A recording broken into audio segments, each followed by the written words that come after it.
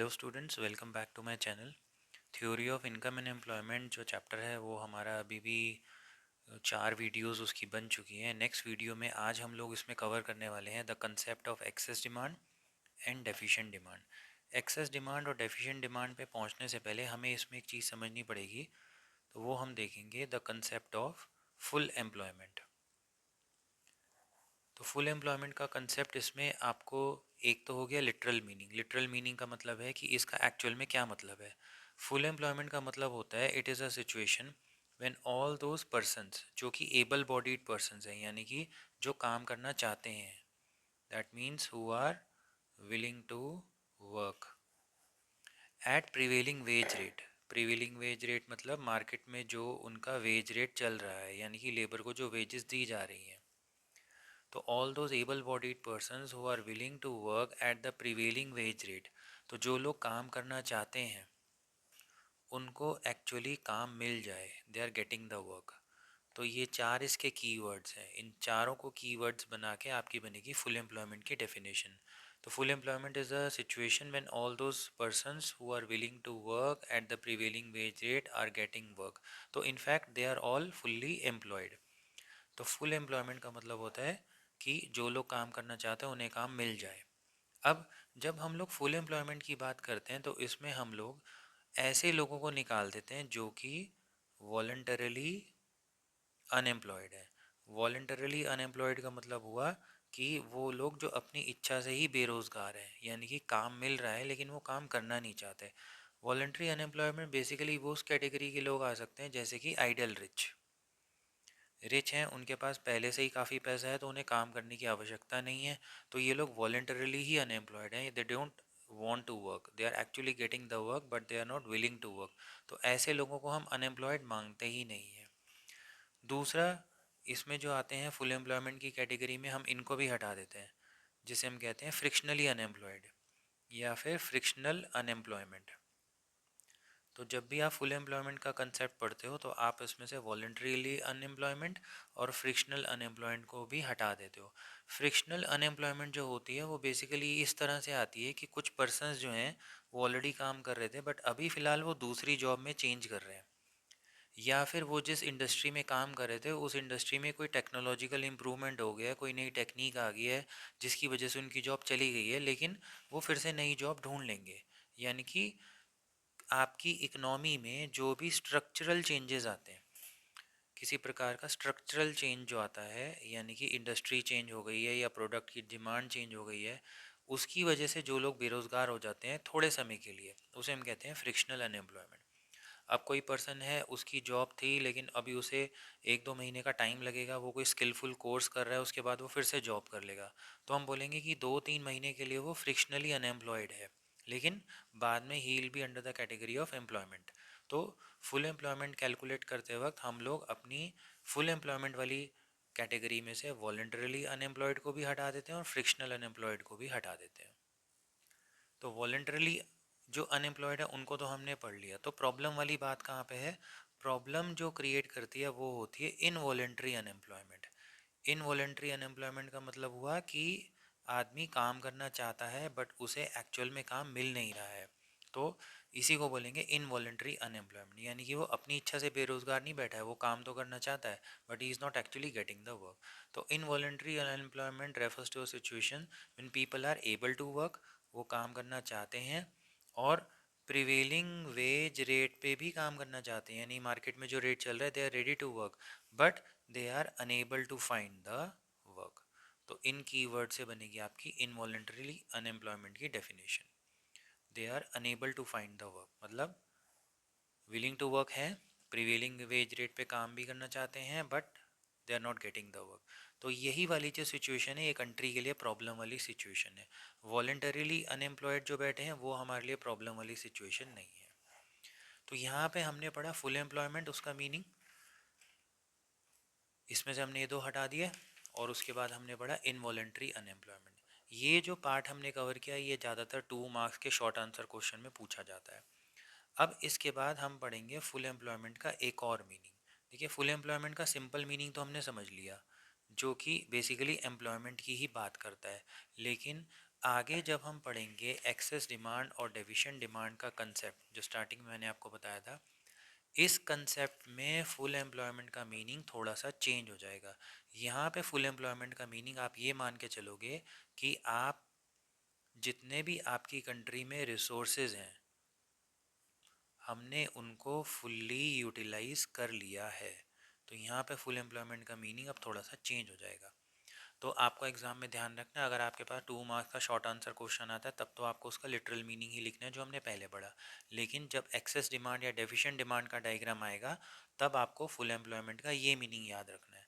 Now in this case full employment means that all the resources of the economy have been fully utilised, यानी कि इससे ज़्यादा और हमारे पास क्षमता नहीं है अपना आउटपुट बढ़ाने की। ध्यान रखना है, हम जितना आउटपुट बना सकते हैं गिवन रिसोर्सेज, हम मैक्सिमम लेवल पे ऑलरेडी काम कर रहे हैं। ओके, तो ये इसका मीनिंग आपको माइंड में रखना है। अब हम पढ़ेंगे the concept of excess demand. नाम से ही पता चल रहा है कि डिमांड जो है वो एक्सेस हो गई, यानी कि ज़्यादा हो गई है। तो पहले इसका डायग्राम समझ लेते हैं, फिर उसको एक्सप्लेन करेंगे। ये हो गया zero, X axis, Y axis. हम लोग ऑलरेडी ये वाला पार्ट जो है एग्रीगेट डिमांड और एग्रीगेट सप्लाई अप्रोच के जो हमने डायग्राम पढ़ा था कि इक्विलिब्रियम कैसे निकलता है, वहाँ ऑलरेडी कवर कर चुके हैं। तो वही वाला कंसेप्ट हमारा रहने वाला है, बस अब हम उसे एक्सेस की वे में दिखाएंगे। तो from the beginning excess demand, नीचे आपको पता है क्या शो होता है, इनकम एंड आउटपुट लेवल, और लेफ्ट साइड में अब हमारा आएगा एग्रीगेट एक्सपेंडिचर या एग्रीगेट डिमांड हम दिखा सकते हैं। सबसे पहले क्या करना है, ओरिजिन से आपको अपना वही वाई की लाइन बना देनी है। वाई जो होता है वो एग्रीगेट सप्लाई को रिप्रेजेंट करता है, ये ए एस का कर्व हो गया। उसके बाद आपको ओरिजिनल ए डी कर्व बनाना है। ध्यान रहे इसमें मैं सी और आई नहीं बना रहा हूँ, सी और आई का कॉम्बिनेशन ही ए डी है, उसके लिए आप पहली वाली वीडियो देख सकते हैं। तो ये हमारी प्रेजेंट सिचुएशन है जिसमें हमारे पास कंट्री में एग्रीगेट डिमांड भी है और एग्रीगेट सप्लाई भी है। अब हमें पता है कि एग्रीगेट डिमांड और एग्रीगेट सप्लाई का इंटरसेक्शन जहाँ पे होता है that is known as the point of equilibrium. तो कंट्री अभी वाई इनकम लेवल पे ऑपरेट कर रही है, यानी कि लोगों का इनकम लेवल अभी वाई पे डिटरमाइन हो जाता है। और ध्यान रखना है, हम लोग ऑलरेडी यहाँ पे फुल एम्प्लॉयमेंट लेवल पे काम कर रहे हैं। ओके, अब इसके बाद क्या होता है, कंट्री में एक्सेस डिमांड हो जाती है। एक्सेस डिमांड बोले तो लोगों का कंजम्पशन एक्सपेंडिचर बढ़ जाता है, या वो इन्वेस्ट ज़्यादा करना शुरू कर देते हैं, या गवर्नमेंट एकदम से अपना एक्सपेंडिचर बढ़ा देती है, एक्सपोर्ट्स बढ़ जाते हैं जिसकी वजह से ज़्यादा पैसा आ जाता है कंट्री में, या देश में पैसा बढ़ जाता है। तो लॉजिकली क्या होगा, जब हमारी कंट्री में पैसा बढ़ेगा तो एग्रीगेट डिमांड बढ़ेगी। जब एग्रीगेट डिमांड बढ़ेगी तो हमारा जो एडी वाला कर्व है वो अपना शिफ्ट कर जाएगा थोड़ा सा ऊपर। ये मैंने डॉटेड वाला जो कर्व बनाया that is AD1 represented by this line, और ये एरोज इंडिकेट कर रहे हैं कि पहले एडी नीचे था, अब नया एडी ऊपर चला गया है। अब यहाँ पे आपको दिख रहा होगा कि ये एग्रीगेट सप्लाई तो यहीं की यहीं है जहाँ पे इनकम लेवल ये डिटरमाइन हुआ था। एक्सेस डिमांड का डायग्राम बनाते हुए हमेशा ध्यान रखना है ओरिजिनल इक्विलिब्रियम में यहीं रहेगा, नया इक्विलिब्रियम पॉइंट यहाँ पे आपको डिटरमाइन नहीं करना है। ध्यान रहे आपको नया इक्विलिब्रियम पॉइंट डिटरमाइन नहीं करना है। Why? Because we were already operating at full employment level. So at full employment level there is no scope to increase the supply. आप अपना आउटपुट आगे ले जाके यहाँ पे नहीं लेके आ सकते, तो आपको यहीं पे ही आपका इक्विलिब्रियम डिटरमाइन रहेगा, नया इक्विलिब्रियम पॉइंट डिटरमाइन नहीं होगा।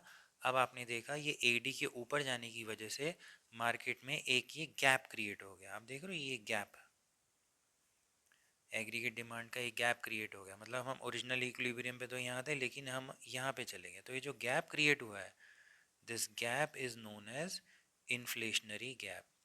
इन्फ्लेशन वर्ड से निकला इन्फ्लेशनरी। ऐसा क्यों होगा, आप खुद सोचिए, मार्केट में जब प्रोडक्ट्स की सप्लाई उतनी की उतनी रहेगी, लेकिन अगर मार्केट में एग्रीगेट डिमांड बढ़ती चली जाएगी तो चीज़ें महंगी होनी शुरू हो जाएंगी। अगर हम सप्लाई ना बढ़ाएं और केवल डिमांड बढ़ाते रहें तो जो चीज़ें हैं वो कॉस्टली हो जाएंगी, इस वजह से मार्केट में आएगी इन्फ्लेशन। तो इन्फ्लेशन से निकला हमारा inflationary gap.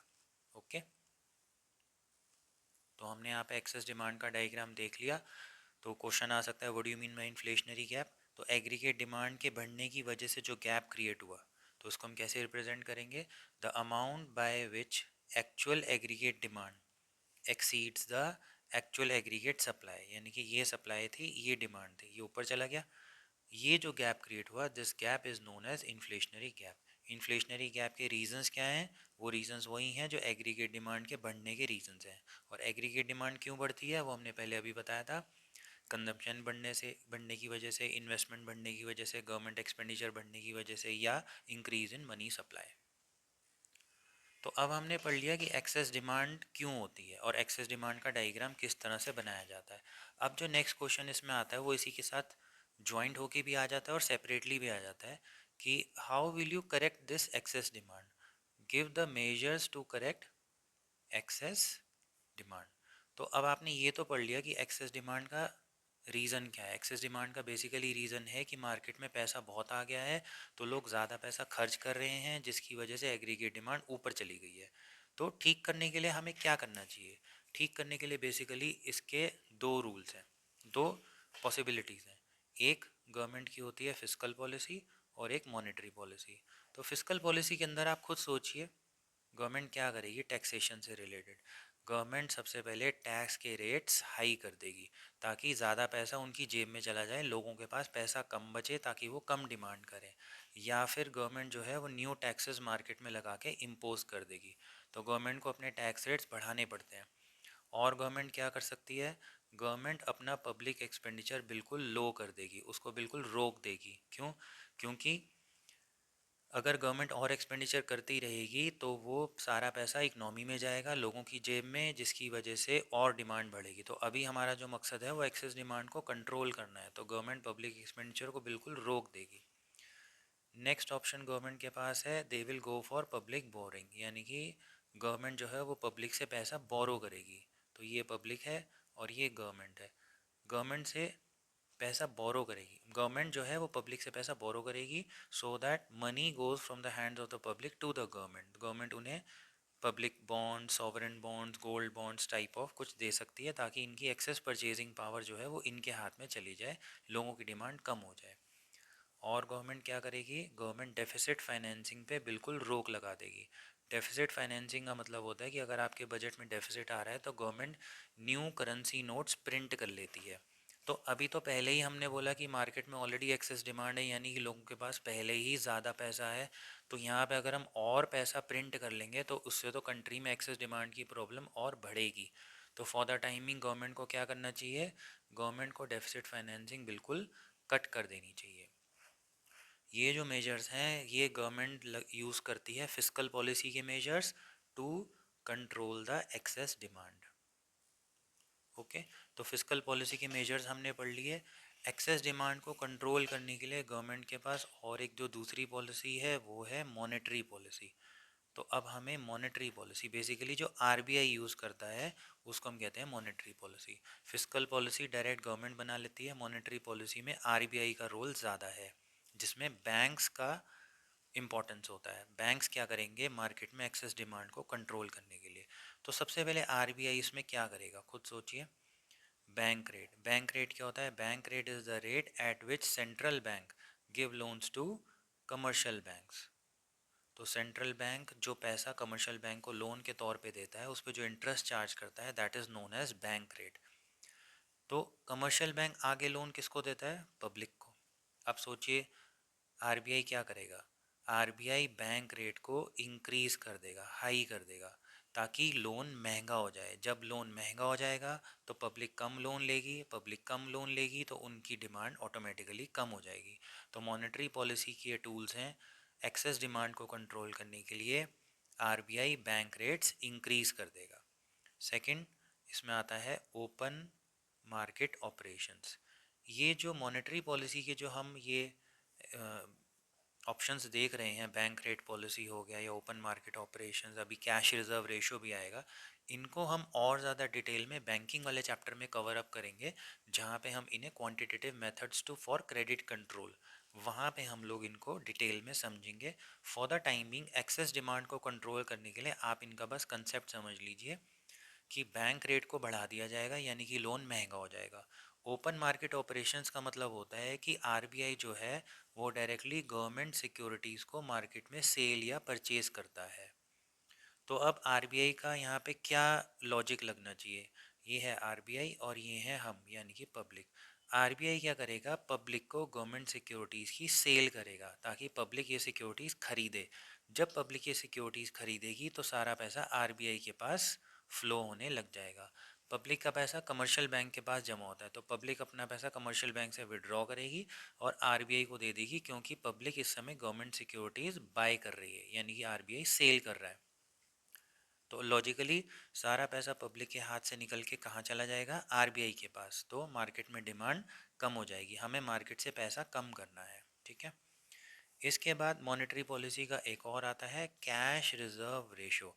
Cash reserve ratio क्या होता है, जितना भी कमर्शियल बैंक के पास डिपॉजिट आता है, जो हम लोग पैसा कमर्शियल बैंक में जमा कराते हैं, उसका एक सर्टेन पोर्शन उन्हें आरबीआई के पास जमा करा के रखना पड़ता है। तो cash reserve ratio is the ratio of bank deposit which the commercial banks are required to keep with the central bank. RBI के पास उन्हें कुछ पैसा जमा करा के रखना पड़ता है।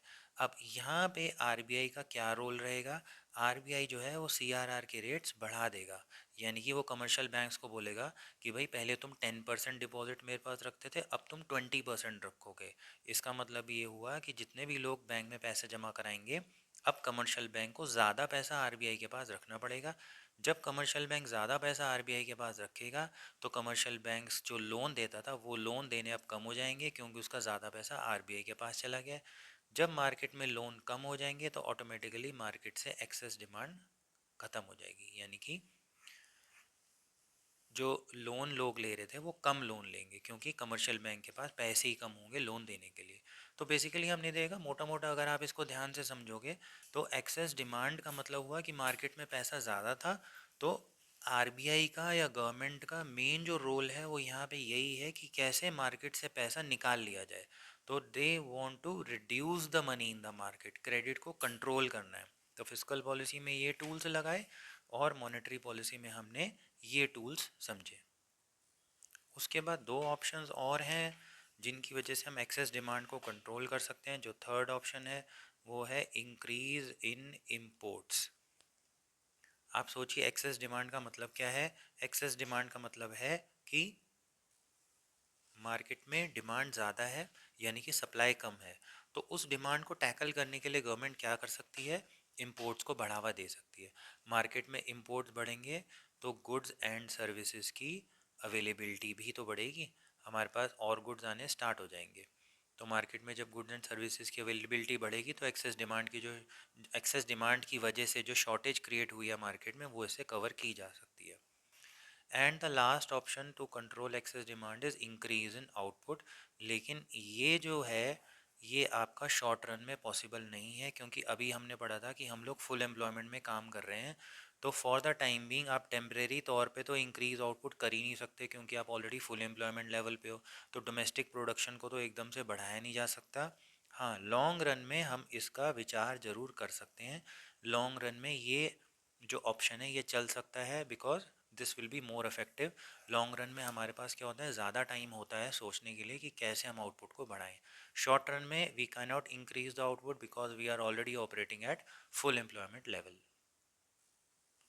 ओके स्टूडेंट्स, तो यहाँ तक हमने एक्सेस डिमांड को कवर कर लिया है। अब एक्सेस डिमांड का उल्टा क्या कहलाएगा, that will be known as deficient demand. Deficient demand सुनने से ही पता चल रहा है कि मार्केट में डिमांड कम हो जाए, यानी कि एग्रीगेट एक्सपेंडिचर जो है वो एग्रीगेट आउटपुट के कॉरेस्पॉन्डिंगली फॉल हो जाए।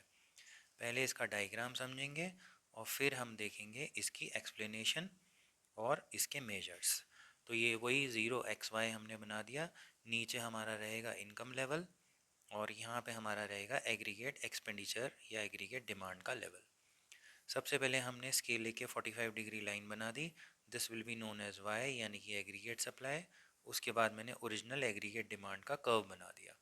एक्सेस या डेफिशिएंट डिमांड में आपको सी और आई बनाने की ज़रूरत नहीं है, डायरेक्टली हमने ए डी बना दिया। एग्रीगेट डिमांड और एग्रीगेट सप्लाई जहाँ पे इंटरसेक्ट करेंगे वो हो गया इक्विलिब्रियम पॉइंट, जहाँ पे इनकम निकल के आई हमारी वाई। तो हम लोग वाई ऑपरेटिंग लेवल पे अभी काम कर रहे हैं। डेफिशिएंट डिमांड का मतलब हुआ कि मार्केट में डिमांड कम हो गई।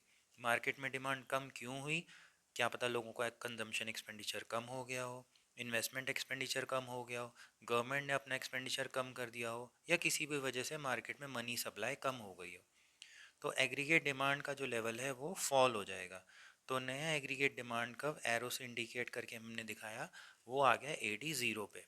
अब आपको यहाँ पे एक बात का ध्यान रखना है, फुल एम्प्लॉयमेंट का कंसेप्ट जब अभी मैंने आपको बताया था तो मैंने आपको कहा था फुल एम्प्लॉयमेंट लेवल में आप अपना आउटपुट इंक्रीज नहीं कर सकते, यानी कि आप अपने जिस आउटपुट पे आप काम कर रहे हो उसको इंक्रीज नहीं कर सकते, आपके रिसोर्सेज फुल्ली यूटिलाइज्ड हैं, तो हम आउटपुट को बढ़ा नहीं सकते। लेकिन यहाँ पे जो डेफिशिएंट डिमांड का डायग्राम जब आप पढ़ोगे तो आपको ध्यान रखना है कि आउटपुट को बढ़ाया तो नहीं जा सकता बट घटाया तो जा सकता है। हम लोग ऑलरेडी इस लेवल पे काम कर रहे हैं, लेकिन डिमांड गिरने की वजह से सप्लाई को कम तो किया जा सकता है ना, इंक्रीज नहीं किया जा सकता। तो ध्यान रखना है एक्सेस डिमांड वाले डायग्राम में आपको नया इक्विलिब्रियम पॉइंट डिटरमाइन नहीं करना, लेकिन डेफिशिएंट डिमांड वाले डायग्राम में आपका इक्विलिब्रियम लेवल फॉल हो जाएगा और उसको आपको डिटरमाइन करना है, क्योंकि लोगों के इनकम लेवल्स फॉल हो जाएंगे। अब पहले हम लोग वाई पे काम कर रहे थे, अब हम वाई ज़ीरो पे ऑपरेट करेंगे। पहले हमारा इक्विलिब्रियम ई था, अब हमारा इक्विलिब्रियम फॉल होके ई ज़ीरो पे आ चुका है। अब आपको फिर से यहाँ पे गैप बनता हुआ दिखाई दे रहा है, तो इन्फ्लेशन हो गया महंगाई का बढ़ना, उसका इन्फ्लेशन का उल्टा बन गया डिफ्लेशन। तो जो गैप निकल के आया वो क्या कहलाएगा, आपका डिफ्लेशनरी गैप। डिफ्लेशन वर्ड से निकला डिफ्लेशनरी। तो excess demand will lead to inflationary gap in the economy and deficient demand will lead to deflationary gap in the economy. तो डिफ्लेशनरी गैप को हम लोग एक्सप्लेन कैसे करेंगे, deflationary gap represent the difference between the actual aggregate demand and the level of aggregate demand required to establish the equilibrium at full employment level of income। यानी कि aggregate demand के कम होने की वजह से जो गैप क्रिएट हुआ है, पहले हम लोग इस लेवल पे काम कर रहे थे फुल एम्प्लॉयमेंट लेवल पे, बट एग्रीगेट डिमांड के गिरने की वजह से हमें अपना इक्विलिब्रियम लेवल यहाँ शिफ्ट करना पड़ा। तो ये जो गैप क्रिएट हुआ, this gap is known as deflationary gap. तो अब हमने डिफ्लेशनरी गैप को समझ लिया, अब हम समझेंगे कि इसके मेजर्स क्या हैं। तो इन मेजर्स में अब हमें ज़्यादा टाइम नहीं लगेगा, क्योंकि हम लोग एक्सेस डिमांड को ठीक करने के मेजर्स कर चुके हैं। तो how will you correct the deficient demand, कुछ नहीं करना, आपको सिर्फ उनका रिवर्स पढ़ना है। यानी कि एक्सेस डिमांड को ठीक करने के जो मेजर्स थे अब हम उनका उल्टा कर देंगे। सबसे पहले अब हम खुद देखेंगे गवर्नमेंट क्या करेगी फिस्कल पॉलिसी में।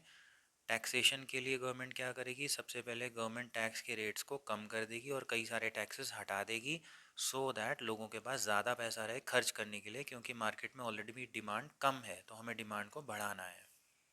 फिर गवर्नमेंट क्या करेगी, पब्लिक एक्सपेंडिचर से रिलेटेड आप खुद सोचिए, पहले हम लोगों ने एक्सपेंडिचर कम किया था, अब गवर्नमेंट एक्सपेंडिचर बढ़ाएगी और प्रोजेक्ट स्टार्ट करेगी, लार्ज इन्वेस्टमेंट करेगी रोड्स बनाने में, ब्रिजेस बनाने में, रेलवेज बनाने में, ताकि लोगों को एम्प्लॉयमेंट मिले, ताकि उनकी जेब में पैसा जाए। उनकी जेब में पैसा जाएगा तो मार्केट में डिमांड्स राइज होंगी। गवर्नमेंट क्या करेगी, पब्लिक बोरिंग से रिलेटेड बिल्कुल बोरिंग नहीं करेगी, उल्टा जो बोरिंग करी हुई थी उसको रिटर्न करेगी। तो पब्लिक बोरिंग बिल्कुल नहीं करनी, क्योंकि लोगों के पास पहले ही पैसा कम है तो हम उनसे और पैसा भी नहीं ले सकते। Deficit financing, government deficit financing करेगी, यानी कि अब गवर्नमेंट सोचेगी कि हाँ मार्केट में डिमांड कम है तो हमें नए नोट्स प्रिंट कर लेने चाहिए ताकि मार्केट में डिमांड बढ़ जाए। तो ये फिस्कल पॉलिसी के वही मेजर्स हैं जो हमने एक्सेस डिमांड में पढ़े थे, सिर्फ अभी हमने क्या किया, इनका रिवर्स कर दिया। नेक्स्ट आरबीआई क्या करेगा, वो लगाएगा अपनी मॉनेटरी पॉलिसी। तो यहाँ पे आरबीआई का क्या रोल होगा, आरबीआई का रोल होगा मार्केट में मनी की सप्लाई को बढ़ाना है, यानी कि लोग ज़्यादा से ज़्यादा लोन लें। तो इसमें भी हमने क्या पढ़ा था, सबसे पहले आरबीआई क्या करेगा, अपने जो बैंक रेट्स हैं वो कम कर देगा, यानी कि लोन को सस्ता करेगा ताकि ज़्यादा से ज़्यादा लोग लोन लें, तो मार्केट में क्रेडिट बढ़े तो मार्केट में पैसा बढ़ जाएगा। तो फिलहाल आरबीआई को क्या करना है, लोन के रेट्स कम करने हैं।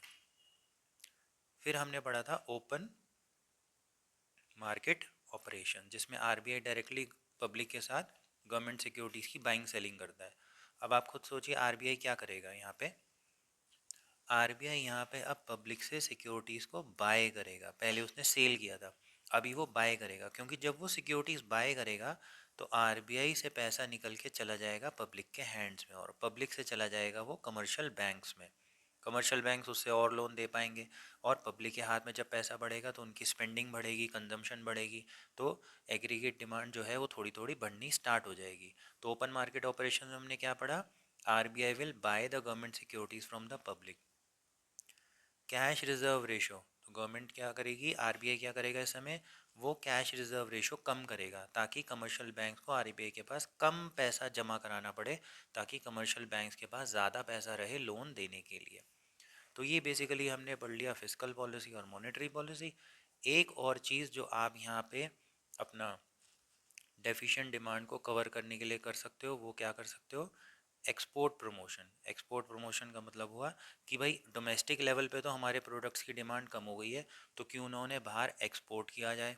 एक्सपोर्ट प्रमोशन मेजर्स हमारी गवर्नमेंट लेगी ताकि फॉरेन मार्केट में हमारे प्रोडक्ट्स की डिमांड बढ़ जाए, तो हमारे यहाँ जो डिमांड की शॉर्टेज हुई है वो उससे कवर हो जाए। तो एक्सपोर्ट प्रमोशन से क्या होगा, it will lead to increase in demand in foreign markets. तो जो हमारे डोमेस्टिक प्रोडक्ट्स यहाँ पे नहीं बिक पा रहे हैं क्योंकि मार्केट में डिमांड कम है, तो क्यों ना उसे फॉरेन मार्केट में सेल कर दिया जाए। These measures will try to reduce the deficient demand in the country. तो ये क्वेश्चन लॉन्ग में अक्सर पूछा जाता है। Show with the help of the diagram how will you draw deficient demand and give the measures to correct the deficient demand. तो deficient demand मतलब market में डिमांड का कम होना, और एक्सेस डिमांड हमने पढ़ा, एक्सेस डिमांड मतलब मार्केट में डिमांड का बढ़ना। तो इनके डायग्राम्स, इनकी एक्सप्लेनेशन, इनके मेजर्स, ये लॉन्ग आंसर्स में पूछे जाने वाले बहुत फ्रीक्वेंट क्वेश्चंस हैं। इस वीडियो में फ़िलहाल हम इतना ही करेंगे। इस सीरीज़ की लास्ट वीडियो में हम लोग इसके न्यूमेरिकल्स, उनके फॉर्मूलेस कवर करेंगे। अगर आपको ये वीडियो अच्छा लगा हो तो हमारे चैनल को लाइक शेयर सब्सक्राइब ज़रूर करें। Thank you so much.